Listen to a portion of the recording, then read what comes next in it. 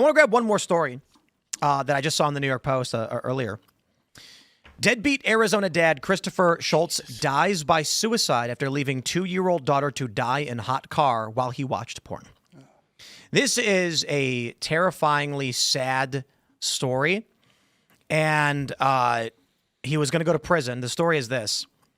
He admitted to leaving his 2-year-old daughter to die in a sweltering car while he watched porn. He was 38. He was found dead in his Phoenix home just after 5 a.m. Wednesday. Police told the Post the same day he was due to report to prison ahead of his sentencing, where he faced 30 years behind bars. Instead of coming in to take account for what has occurred here, we have been informed and we have confirmed that the father took his own life last night. Confusion apparently ensued after he failed to appear for the hearing where he'd been directed to hand himself over to police. The despicable dad, who had a known habit of leaving his kids in the car, pleaded guilty in October to second-degree murder and was expected to be officially sentenced to between 20 and 30 years this month. His death comes more than a year after his young daughter, Parker, was found dead in the driveway of their Marana home outside Tucson on a scorching July afternoon in 2024. In Tucson? When the temperature soared to 109 degrees Fahrenheit. He claimed to have left the toddler in the car around 12:30 p.m. for 30 minutes with the air conditioning on because he didn't want to wake her up from a nap. But court records later revealed he left the little girl in the car for over 3 hours. Good God. And even admitted knowing the car would shut off automatically within a half an hour. He was inside watching porn, playing video games, and drinking beer while his daughter roasted to death. His older kids from a previous marriage told investigators he would leave them in the car when they were kids, while his younger daughters, with Parker's mother, Erica, reported their dad regularly left all 3 of them strapped in the car when he went inside. Parker's roasting body was found by her anesthesiologist mother, came home around 4 p.m., with body cam footage from responding police showing Schultz break into panic while insisting he'd left her outside for no more than 30 to 45 minutes. She's very hot right now. We're going to do everything we can, they said.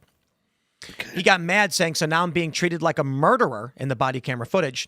And despite insisting he'd never done anything like this before, his own texts with his wife quickly said otherwise. Quote, I told you to stop leaving them in the car, the mother texted him after the death. How many times have I told you, babe, I'm sorry, babe, our family, how could I do this? I killed our baby. This can't be real. Now, there's a lot I want to say about the story, and the reason why I wanted to get into it is for the most important part of this. Let me start by saying what a horrifyingly tragic story. The guy was clearly neglectful, should not have left his daughter in that car, and for that, he was charged with second-degree murder, pleaded guilty, and was facing 30 years in prison. Well, I don't know how in the meantime, there are people on the East Coast and places like North Carolina who have been arrested for violent crimes, aggravated assault with deadly weapons, who have been released time and time again and are allowed to murder. So I see this story and I am mad at this guy for being a retard and letting his daughter die.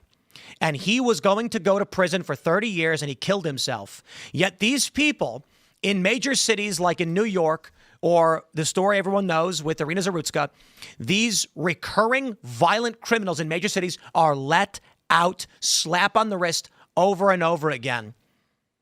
There is something wrong with our justice system. Now, this guy deserved prison, sure.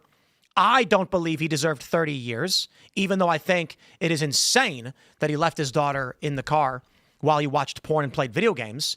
There are people who deserve more than 30 years who are getting slaps on the wrist. So innocent people die every day because our justice system in these Democrat cities let criminals go.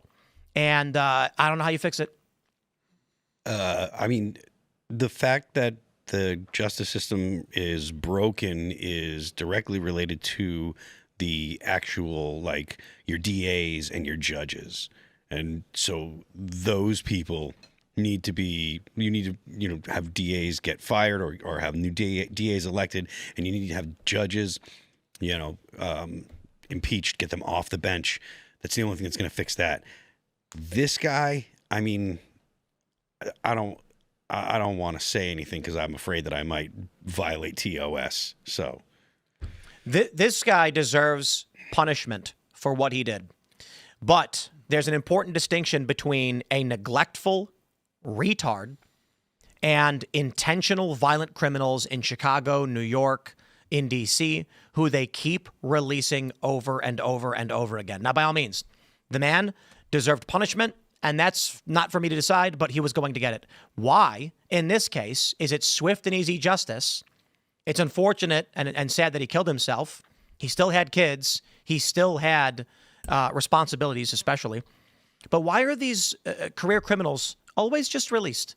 Well, it's called restorative justice. That's the Yep. name for the policy, right? So if these people have broken the law, it's not actually their fault. It's the conditions that they've existed in. Socioeconomic factors. Well, And yeah, that I mean, is- it's that's socioeconomic cited, like, factors, but the fact judges that the cite whole that stuff. What? The judges cite that stuff Yeah. when they let these people out. Yeah, They say because they like, don't "Oh, you believe had that- a tough time, so maybe we should let you out," and then they kill. Well, that's they kill the people. and the reason is because the left doesn't believe that people have agency. They believe that people are products. They believe that people are blank slates from the beginning, and that they're a product of their environment. They believe that if they, according to the left, it doesn't matter who Hitler was. Anyone that was put in Hitler's position and lived Hitler's life would have become Hitler. But they And I also totally think that disagree with that. They also, I mean, I disagree too, but they also have a situation where they think that government is God, right? I mean, we remember what Tim Kaine said like a month or so ago. Tim Kaine was saying that rights come from the government, not from God.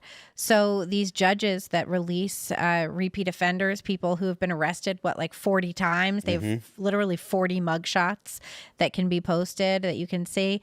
The judges who release these people think they are meant to be the benevolent God. And that is their job to give forgiveness and grace and not punishment. So they don't follow the law. Yeah, I mean, That being said, like this guy, I'm not sure that he deserved 20 or 30 years in prison, but I don't know how he would live with himself for another 5 minutes. That's why he didn't. Yeah. look at how many times. And that's why I look at this and I'm like, the guy was... I mean, how do you Like, how do you face yourself? The issue is that he didn't, in my view, he didn't intend to murder his daughter. No, he's just a total clown of a man who was driven by his own desires and very clearly led his family directly into ruin because he was so obsessed with what he wanted to do and so obsessed with what he thought was important to get himself off that he didn't care who he led down the garden path right into hell. And so the question is, what is the purpose of sentencing him to 30 years? Oh, I don't know. Is he going to kill again? I mean, he might leave other kids in the car. He left them all in the car plenty of times, it turns out. So the answer is there should be some penalty because he probably shouldn't killed be a left 2-year-old. alone with the kids. He should have restriction to these other kids or something to that effect. And I think prison is appropriate. My problem is, by all means, if you think 30 is appropriate, you're allowed to. My problem is this guy, his risk of killing again based on these circumstances is relatively low. Yeah. And they can easily throw him away.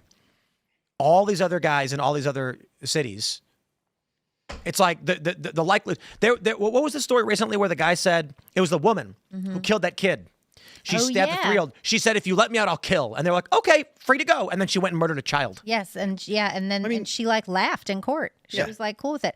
Isn't there something too? It's like the majority of crimes are committed by the same handful of offenders. Well, yeah, I mean, we talk about this when it comes to the cleaning up streets. Like the police in a city, they know the people that are going to be a problem. They know the offenders that keep repeating. They know who are basically the shitbags, right? They know the guys that are causing the problems. And if you wrap up a couple thousand people, you basically solve your crime problem. Because it's not like it's not like a lot of people get into an economic bind and they're like, well, time to turn to a life of crime. If you're you have a predisposition towards criminal activity, you don't respect the law. And again, this goes back to the idea or the fact that I don't believe in the blank slate idea. If you have a predisposition to do things that are outside the law, you're going to continue to do those, whether or not you're caught for them or not. I mean, look at the Carlos Brown, right? The guy that killed Ariana Zarastruska, like he'd been arrested like 14 times or something like that. He was criminally insane. But he was continuously let go because the left doesn't believe that people actually have agency. They believe that they're products of their society, and so that it's not their fault. This stuff is happening in the UK too, like that guy who committed the Southport murders and killed those girls. What is it, like Alex Rudapakana or something like that? I don't remember it. But it turns out he had been reported by his teachers for being like totally bizarre and antisocial and violent. His family thought that he was going to kill their dad. You know, I mean, repeatedly he had come into contact with people who thought that he was going to be a problem, and then he murdered a bunch of little girls. Mm-hmm. Throughout history, when larger countries would conquer smaller countries, or when Marxists would take power, they would put a small minority group into a position of power, and then they would allow certain minority groups to commit crimes against the majority group in the country. And this was intentional. It was a form of anarcho-tyranny. And what it does is it allows the host population to be terrorized and live in fear and to feel defenseless as if there's nothing they could do to fight back. So when you have Daniel Penny on a train in New York City and there's a crazy madman who is threatening children and threatening women, and Daniel Penny steps up, and I mean, statues should be built for the guy, right? What he did was heroic. He defended those women and children on a train, and what did he get? Prosecuted. And what that tells the next guy is that if something's going on a train and you try to defend the innocents, you will be prosecuted. And I think what we're seeing in America, especially from the left, is this type of anarcho-tyranny, which is designed to turn the host population of the United States of America into a modern form of colony for part of the bigger globalist agenda. And I think that's what we're seeing. And, you know, I did want to ask, you guys probably know. So you brought up the DAs, right? And I know that everyone talks about the Soros DAs. Is there a grassroots right-wing effort, or PAC, that is currently in place that is trying to get right-wing DAs in power? There probably is, but they're not significant. I'm sure there is. There are many of them, but nothing significant. Turning Point Action does a good job of trying they do to that? do grassroots stuff. Yeah. That's probably why they killed Charlie Kirk. Why? Because he was like Because Turning Point Action was doing all of these things. Turning Point Action was doing a really good job. Yeah, and I think they still are. They were very active in Arizona. They were very active in New Jersey doing chase the vote things there. They did a lot of rallies for Chitterelli. I think Tyler Bauer is doing a really good job with that.